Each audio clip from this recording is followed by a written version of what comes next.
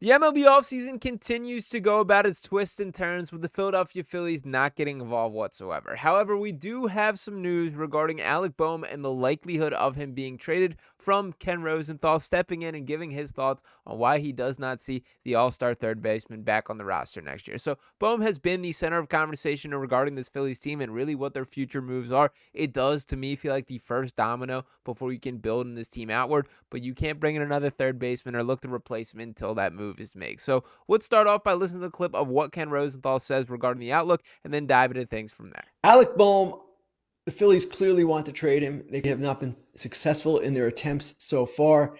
I expect he will not be on the Phillies by the start of the season. I don't know where he's going. Could he go to Seattle in some kind of expanded package for Castillo?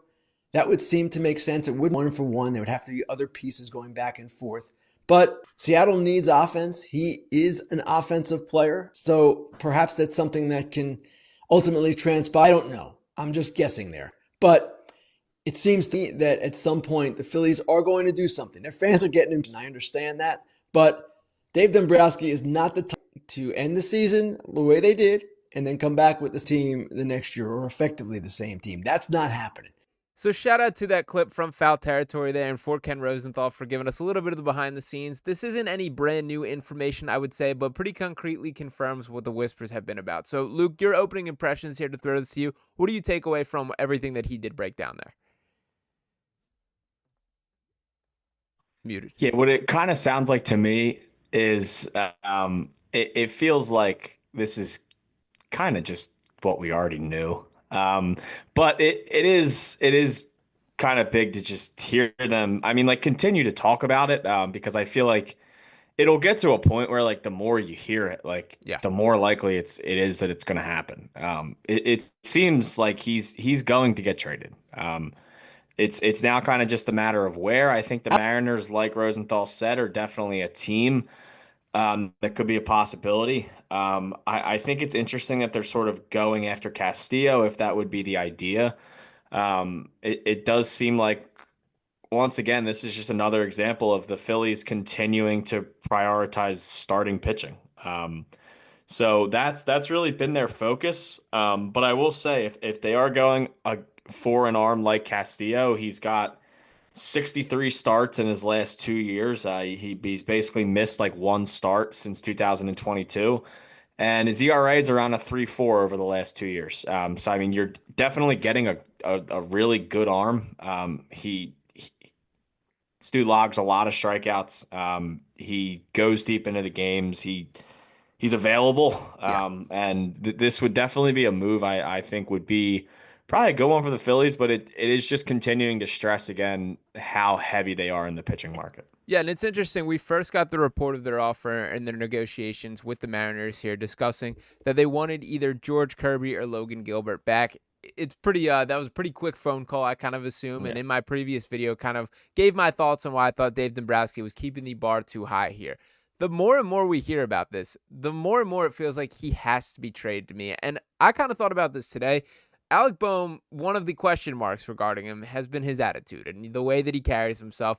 I can't imagine a world where over an entire offseason, that is all you hear about, you being traded, whatever. And then he walks in there ready to help this team compete for a World Series. So for me, I think the toothpaste is far too far out of the tube. But do you think there's still a chance of that happening, Luke, or is it written in the stars at this point? I mean, there's always a chance. I mean, he's still on the roster. Like, I don't think it would be like, I don't think there's like a 0% chance he's back. But it kind of just feels too far into the thick of it by Yeah. now. Feels like there's teams that could want him.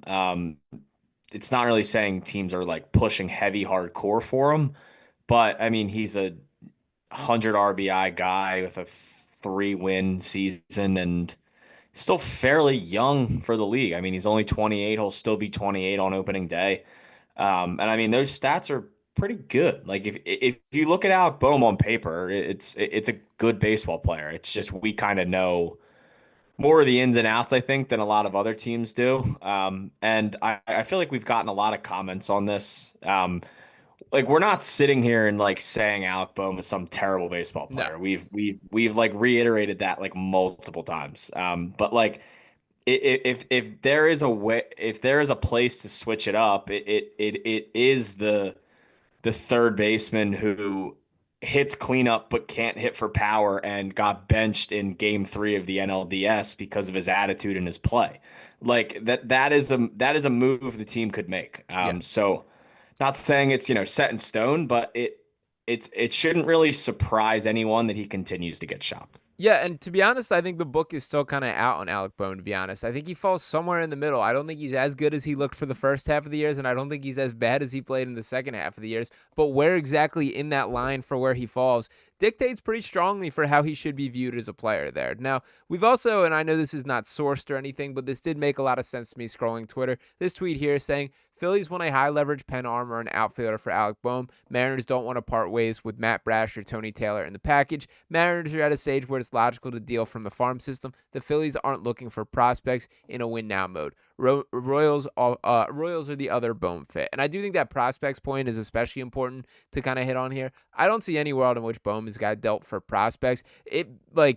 They're in a tough spot to where they're threading the needle with needing to get better with this. So do you think there's any world where they get so sick of Bohm where this does kind of move to a prospects package and then there is kind of a bring in Bregman or something like that? Or do you think the value in the Phillies internal eye is they're going to hold it exactly how they see it?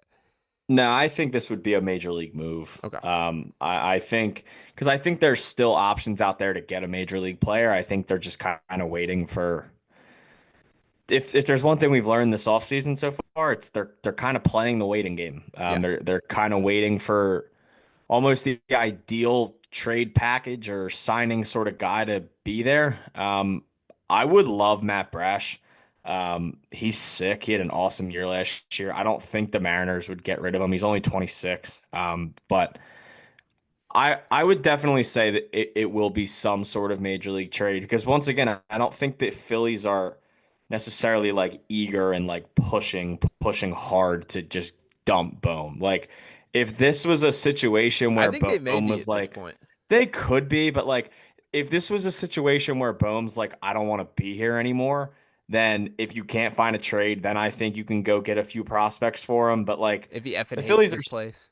yeah, the Phillies are still in this obviously the Phillies are still trying to win this year. So it's they're not looking to trade Bohm, I think, to set up the future. I think they're looking to trade Bohm to get a guy that'll be an impact on Yeah. the entire season. Yeah, I think that's totally fair to assess. And before we put a bow on everything here, I did want to reflect on the one guy that was added for this Phillies roster, which is Jordan Romano here. And he did hop on, talk on the Phillies show, speaking a little bit today, saying, quote, "It's been awesome. It happened pretty quick. I found out the Phillies were interested, and honestly, that's where I wanted to go. We played a 2-game series with them in May. It was a midweek series at 1 o'clock, and that place was packed. I know the fans are super passionate. I know they have a high standard. That's all the things I'm looking for." And followed that up saying, quote, I know what I'm capable of when I'm fully healthy. I wanted the 1-year deal to prove myself, to show everyone that I'm back and I'm healthy." So, Luke, you tweeted out these quotes here. Any other takeaways from what you heard from him or your expectations here? Yeah, it was a nice video if anyone wants to go watch it from the Philly show. But they did a 20-ish minute interview with him. Found out a few things. One, technically in Canada, his name is pronounced Romano. Okay. Number two, he loves hockey. Huge Maple Leafs fan. Gross. Apparently his brother has 100-mile-an-hour slap shot. He was talking about that for a while. Honestly, he just seems like a very chill dude. He seems like he'll fit in. He's sitting there talking about him and his boys. He's just very down to earth, chill. He seems like he'll fit right in with this clubhouse right now. Okay, love to hear that. So we will dive a little bit deeper on him and his role into the bullpen as we kind of get the full picture established here. Still some moving parts to go in this offseason, but it does feel like Alec Bohm is inching closer and closer to being one of those parts on the move here. So let me know what you guys think in the comments below. Do you take anything from that Ken Rosenthal report? And is there a little bit higher level of optimism for Jordan? What is it? Romano? Yeah. Romano? Yeah, Romano. Following those quotes there. So drop your thoughts below. As always, appreciate each and every one of you guys tuning in. Smash that subscribe button if you have not just yet. Drop a like, and me and Luke will be back talking to you next time. Peace.